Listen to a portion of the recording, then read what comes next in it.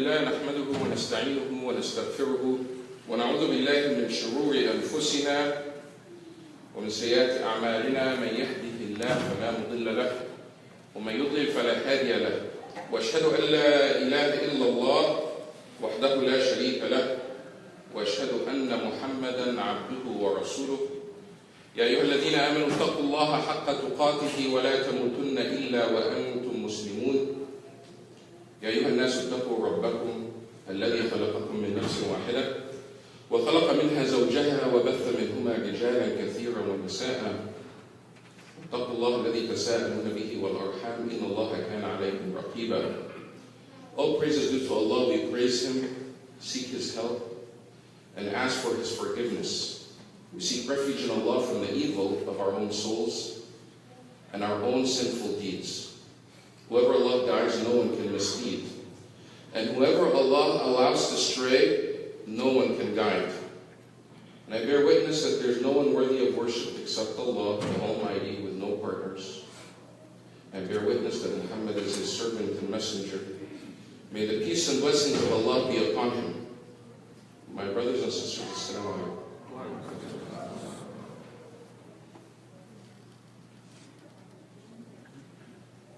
It's obvious to all of us that we're living in trying times. And it would be a disservice to us that in the face of these challenging times to simply come up here and talk as if nothing is happening. I grew up in this country, and as long as I could remember, the status of Muslims and the state of the Muslim community has been declining. As far as I can remember attending any khutbah as a child, the imams have been talking about how bad things are for Muslims. It's now become, in some situations, the imams just ignore it. The community sometimes feels helpless. Wherever you look, Muslims are under attack, abroad and at home. Most Muslim countries, or many of the Muslim countries, are living under oppression without freedom. Most Muslims, or most of the wars that are happening in the world today are happening in Muslim majority countries. Muslims are being killed left and right. No one dares to stand up to them.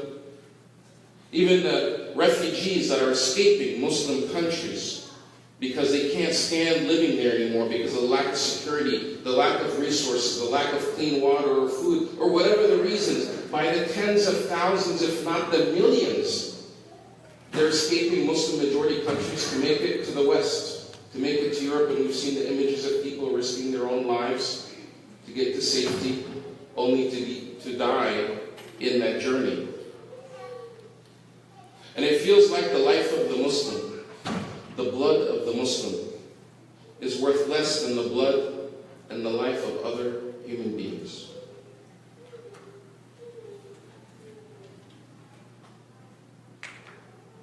When Allah subhanahu wa ta'ala tells us, وَمَا خَلَقْتُ الْإِنسَ وَالْجِنَّ إِلَّا لِيَعْبُدُونَ, I have not created the jinn and the humans or the beings and the jinn except for my worship. Oftentimes, translators translate ibadah. I have not created human beings and jinn except for my worship. They translate ibadah into worship, but really ibadah encompasses more than just worship. Muslims oftentimes think that our duty to Allah is to worship Allah in our rituals. But the word ibadah in Arabic is not just about our rituals. In fact, the life of the Muslim, if lived according to Muhammad ﷺ, the whole life of a Muslim can be a form of ibadah. Not just the rituals, the prayers that we do, the fasting that we're about to conduct, whether in Ramadan or throughout the year, the zakat, those are all things that help us. Allah does not need our worship. But ibadah goes further than that. When we think that our role in this life is just to worship Allah through our rituals, we're mistaken, in my opinion. And many ulama have said that it's far more than that. That true ibadah is to seek the pleasure of Allah. And seeking the pleasure of Allah is not just to perform the prayers. We do that to fulfill our obligations to Allah subhanahu wa ta'ala, our commandments from Allah subhanahu wa ta'ala. But true ibadah goes further than that. It means standing with the oppressed. It means standing up for justice. It means when we see a wrong, we get involved and we try to fix it. As Muhammad ﷺ had said, if someone sees an evil, they have an obligation to stop it with their hands. And if they don't, or if they can't, they have to speak out against this evil. And if they're unable to or can't, they should at least hate it in their heart. And that's the least of faith. The least of faith is just to hate that action in their hearts. But yet today, Muslims around the world, they see evil and they look the other way. We see injustice, not just happening. Injustice is not just what's the injustice happening to Muslims, it's injustice or oppression happening to all humanity. And it could be the killing of people, or it could be the injustice that happens to people. When we saw last week that members of Congress passed a law to take away health care from millions of American people because they simply won't be able to afford it. That's an injustice, because having proper health care is a right for all human beings. And when we see that, and Muslims just watch it happening on television and they have no role to play, they're not getting involved, they're not protesting their government, they're not speaking out. When we see an injustice like that, when people's health insurance or prescription alone could be in the hundreds or the thousands of dollars a month because some of the medication costs that much, and now they can't afford it anymore, that's an injustice. When we see black individuals in this country that are being killed by police officers, left and right, just because of the color of the skin, that's an injustice. Just because they don't happen to be Muslim does not mean we don't get involved. That's what it means to join in what's good and reject what's evil. Allah subhanahu wa ta'ala tells us in the Quran that we're the best of nations. كنتم خير أمة أخرجت للناس تأمرون بالمعروف وتنهون عن المنكر وتؤمنون بالله. Allah subhanahu wa ta'ala tells us in the Quran, you're the best of nations. Who? The Muslims. If you do the following, you're not the best of nations by default because of our DNA. It's not because we are the progeny or the descendants of certain tribe or people. We're the best of nations if you do the following. What's the following? To join the good. Good things happen in the community. Joining the good does not mean joining the salah. Joining the good does not mean we do the fast. Joining the good, that means when people are marching, when people are getting involved, they're helping the poor, they're feeding the hungry, we get involved in that. And rejecting the evil. When we see evil happening, when we see people being treated unjustly, when we see people being thrown in jail, when we see oppression happening, we're getting involved in that and we're rejecting that evil. That's joining the good and rejecting the evil, because, and the good does not necessarily mean it's something that's started by Muslims. Because it doesn't say, join that which Muslims started. It said, join al-amr bil-ma'ruf. And ma'ruf for the Arabs at the time is translated into join that which is known in your society to be good. You have standards, you have values, you have principles in your society, whether they're Muslim or not Muslim, human principles. If they are good, we join it. And Muhammad ﷺ joined ventures and activities and campaigns that were started and initiated by non-Muslims, and said if he had the chance to do it again, he would. Like Hilf al-Fudul, where there was, before the time of Islam, Muhammad ﷺ joined other Quraysh leaders in helping an oppressed person. And Muhammad ﷺ relayed the story later on, after he was a prophet, in Medina, and said, at one time, the people of Quraysh joined in an alliance to help the oppressed. And if I'm invited by the same people, and at that point, the same people would have been his enemies. If I'm invited by my enemies to join a similar initiative, today I would join it. Al-amr bil-ma'ruf wal-nahy 'anil munkar.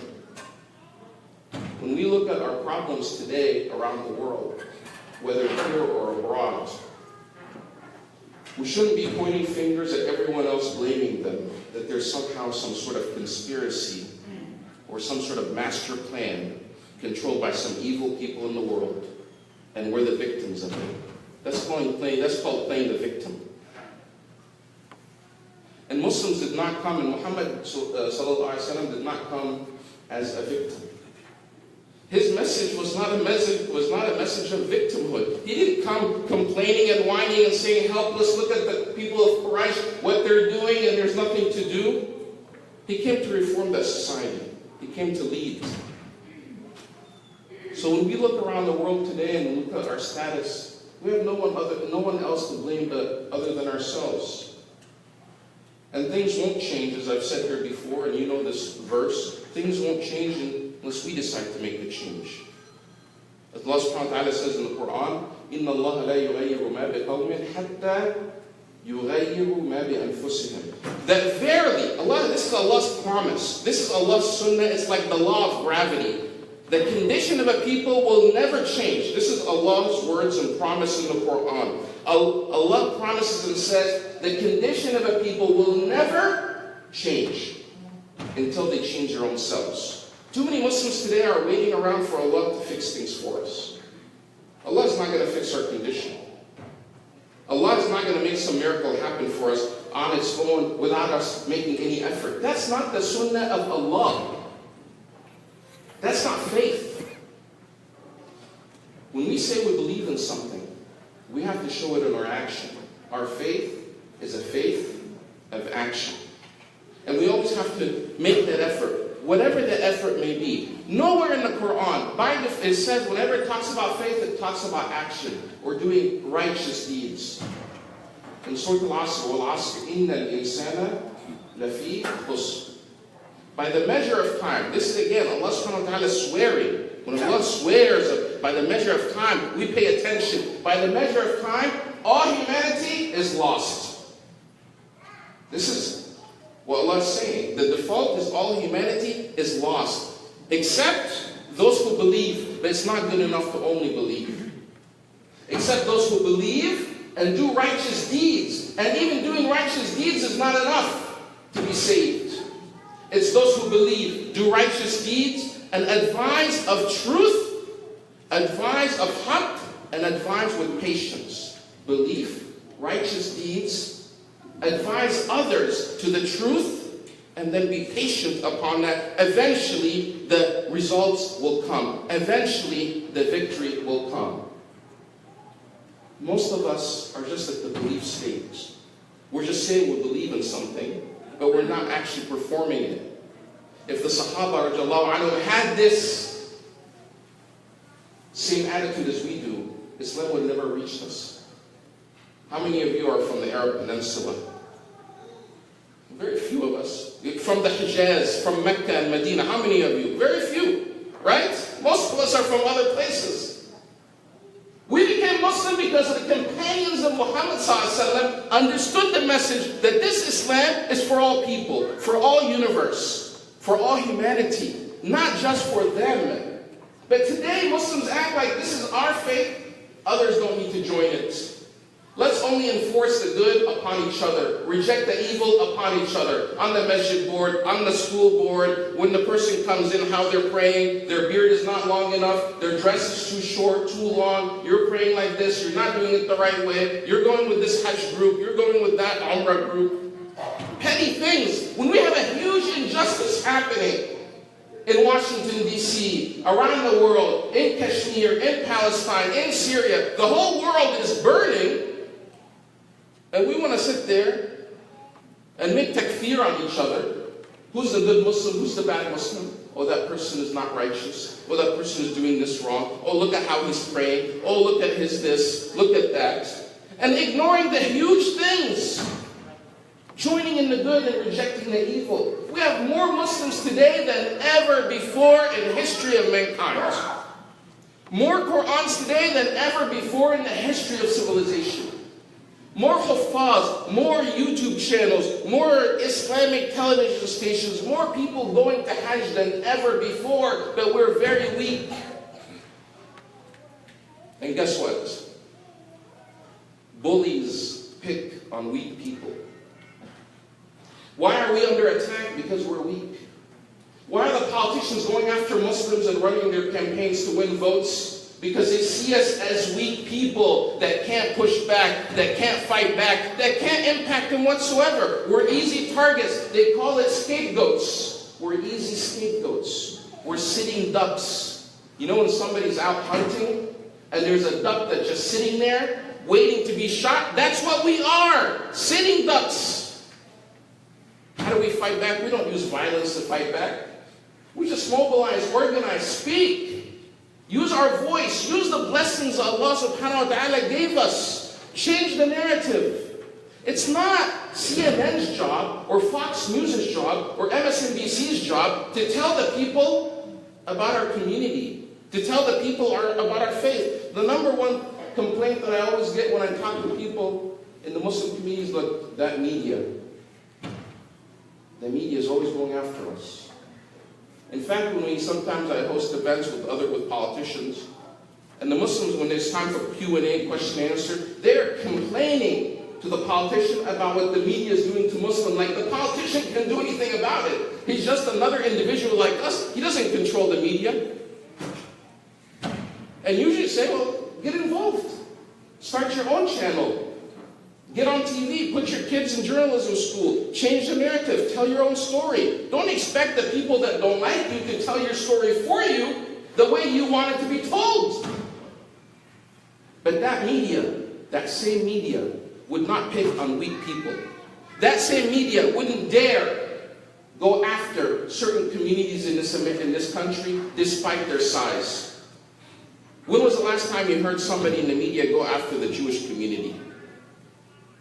Doesn't happen, does it? Doesn't happen. Why? What would happen to that newscaster or presenter if they dared to say anything against the Jewish community? To say something anti-Semitic? They would get fired, wouldn't they? They would get sued. Why? Because the Jewish community is organized. It's not some sort of conspiracy that Jews control the media. That's a conspiracy. The Jewish community is working hard, spending their money, spending their time, going to Washington, D.C., engaging the media, that they make sure that no one dares to speak out or puts them down. Because they know what happened. They know what happened when the media goes crazy against the people, like they did in Germany. It starts with the media. But that media was going after them because they were weak. When you're strong, people don't pick on you. If there's a lady, an old lady walking down the street in Fort Lauderdale, downtown, late at night, an older woman with a purse, with a cane, and walking down the street. On the other side, there's a big muscular guy that's walking down the street, and there's an evil guy that wants to rob one of them. Who do you think they're going to go after? They're going to go after the person that's perceived to be weak. One way to deter politicians from attacking Muslims, one way to deter the media going after Muslims or these hate mongers going after Muslims is to strengthen ourselves politically. And please, don't come and say, oh, you're bringing the politics in the masjid. If we're not involved in the political process is involved in us. If we're not involved in it, it's involved in us. And everything in this country runs by the political process. Healthcare, jobs, immigration. Have you heard of the Muslim ban? That's a political decision. That's a policy. Now, it's dividing families. Certain people, alhamdulillah, it's now been halted by the courts. But if it passes, the threat is still there. If it passes, it can divide our communities, families. Then it impacts you, and then we're like, how can we stop this? Well, it's too late. It would be too late at that point. If you look at the seerah of Muhammad sallallahu alaihi wasallam, open any seerah book. Seerah means the history, the biography, the stories about Muhammad's life. Open any seerah book. Open to any page. You read in there what he did. I'm not talking about the rituals. I'm talking about the seerah, what he actually did in his community, because Muhammad did not live in the masjid, right? He went to the masjid to pray, to do the ta'aleem, to do the, some halaq, but he did not live in the masjid. Our religion is not a religion for the masajid. The masajid is a central part of that, but the masajid prepares to go out there and make the change happen. If you look up any seerah book, just about any page in that will be a political decision or activity that Muhammad ﷺ was engaged in. Whether it's building an alliance with this group, communicating with that group, sending a letter to this leader, receiving a delegation from this delegation, trying to work out some sort of peace, trying to work an alliance. The Constitution of Medina in itself is a political document. After the fall of the Ottoman Empire, the colonialists wanted to change the Muslim world. And they started putting in all these different messages and campaigns, including hiring and firing the Islamic scholars that led the religious knowledge for Muslims around the world. Because the Muslim world was under occupation by Britain and other Western countries. And one of the first places that they went after were the religious institutions of Muslims to overhaul their education. And one way they said, you know what, this religious thing, this is just for you and your households. This has nothing to do with the community affairs. And they hired and they reduced the salaries of the scholars to be the lowest, so the smart people, the very bright people, were not pursuing to be a scholar. Because back then, to be a scholar was something that the smartest people pursued, because it gave the highest wages. When you give somebody high wages, you attract the best talent. Why is it that many of our young people are not pursuing, medicine? Because it pays a lot of money. It's not because most of them, some of them, of course, want to save the lives, but let's be real, most of them, and the parents are putting them in medical school because doctors get paid a lot of money. So one of the ways was to interject in the religious institutions of Muslims is this idea of the separation, that Muslims' religious affairs should not be involved in the state. And you see this.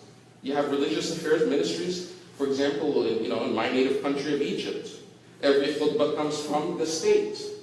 Sisi's men write the speech, what they could say, because they can't dare speak out against things that are wrong in society. That's why we're blessed in this country. We can speak out against what the president's doing, what Congress is doing, what other people are doing, because that's the ultimate. Islam brought the ultimate gift to be able to speak out against the suppression.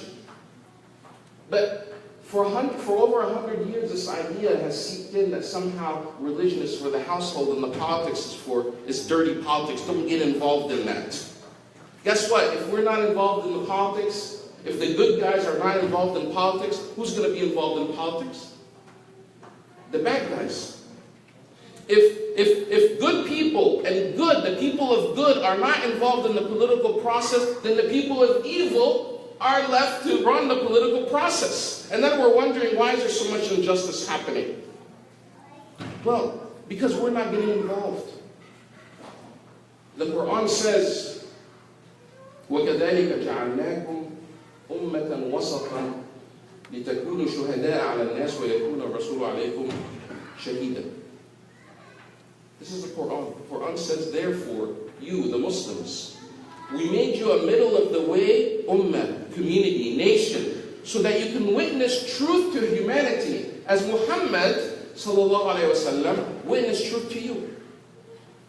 That's our job. Witness truth to humanity. The injustice happening in the world because Muslims are just sitting out watching. We're watching on television, we're not getting involved. Muslims, Allah subhanahu wa ta'ala said Muhammad is the final messenger, correct? Is there any other messenger after Muhammad? This is, I'm soliciting a response. Is there any other messenger after Muhammad? No.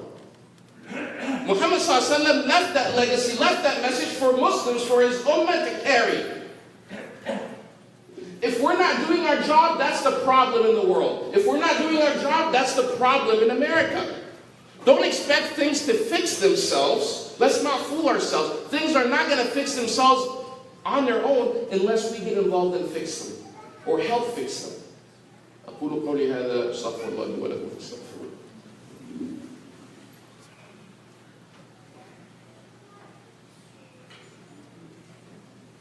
الحمد لله رب العالمين والصلاة والسلام على خاتم المرسلين. اللهم صل على محمد وعلى آل محمد كما صليت على إبراهيم وعلى آل إبراهيم وبارك على محمد وعلى آل محمد كما باركت على إبراهيم وعلى آل إبراهيم في العالمين إنك حميد مجيد. To wrap up, our faith is a faith of action.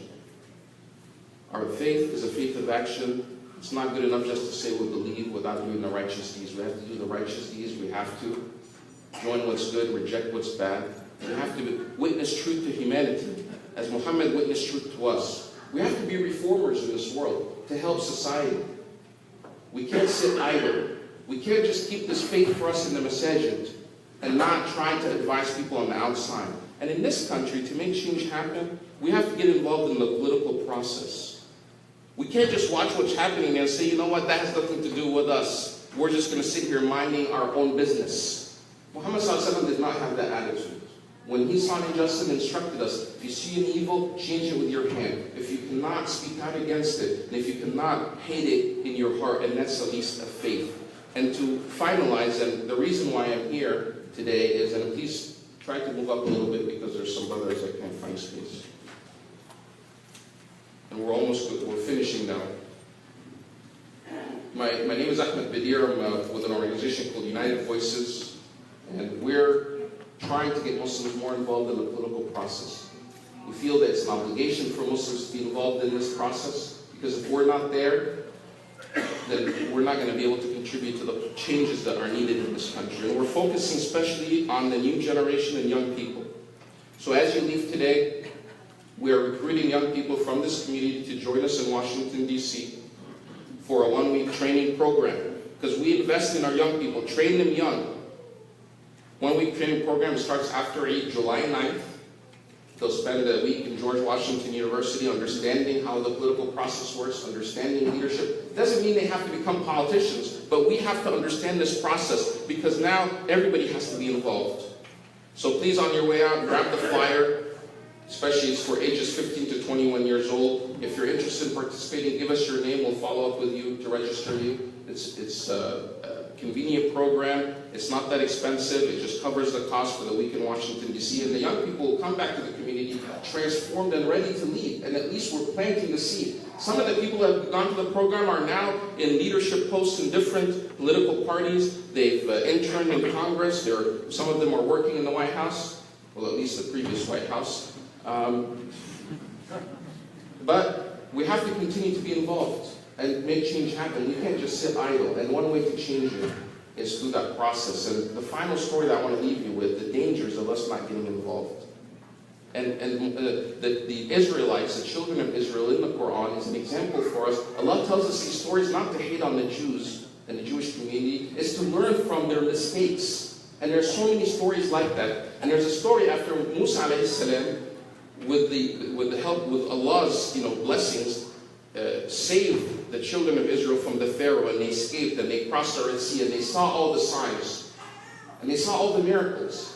Then Allah subhanahu wa ta'ala, on the tongue of Musa in the Quran, Musa tells his people, Allah orders you to enter the Holy Land. So his people reply, the Israelites, and say, oh Musa, in the city there are some ferocious people, they're violent, they're evil, we're afraid to go in, we're not going to go in. And then two people, because even in all communities there are good people and there are true believers. There are two strong believers from the Israelites that advised the rest of them and said, let's just go to the gates. If we hit the gates, we will win and we will have victory. If we just make it to the gates of the city. The Israelites, most of them reply back to Musa and say, we'll never go in that city as long as those people are in it. But as soon as they leave, we're going to go in. And then they tell Musa, and the audacity that they said, you Musa, you Moses, you and your God, you go fight them. We're going to sit right here. Musa turns to Allah subhanahu wa ta'ala and says, I've done everything I can. I can only control myself and my brother. You judge between us. And Allah subhanahu wa ta'ala sends down his commandment and order and says that he made them be lost in the desert for a period of 40 years. 40 years. Their entire generation wiped out. They just kept circling themselves in the desert. And the scholars said that the reason he did that was not, Allah did not do that to punish them necessarily, but to purge their leadership, to purge the entire generation, so a new generation of young people that did not have that slave mentality of the Israelites that were in Egypt, that when they found freedom, they didn't know what to do with it, they continued to act like slaves. Because sometimes when you take people out of that slave mentality, that oppression, they never take it out. They'll continue to have that institutionalized slavery mentality. They have to break away from it. So Allah put them in the desert, lost for 40 years, until that whole leadership is grown and died, and then their young people were born, and they were able to defeat, at the hands of Dawood, to defeat Goliath and enter that city. The lesson for us, most of the Muslims today are acting like those Israelites, expecting Allah to fight our fight for us.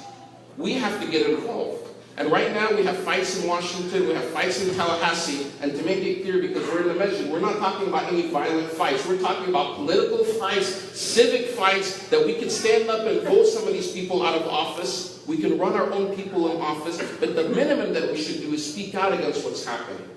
So please, before on your way out, please grab the flyer. If you have children that are 15 to 21, send them to our program. If you're in that age group, please see me afterwards to join the program. And if you can't join us, please sponsor a person that can. We can make you can write a donation check and sponsor a young person that qualifies for the program that can afford it. أقول قولي هذا واستغفر الله لي ولكم فاستغفروه. May Allah subhanahu wa ta'ala give us the courage and the guidance to be able to stand up for justice. May Allah subhanahu wa ta'ala bless our community and protect our children. May Allah subhanahu wa ta'ala bless us and protect us in these times of trials with what Muslims are facing around the world. جزاكم الله خير وأقم الصلاة.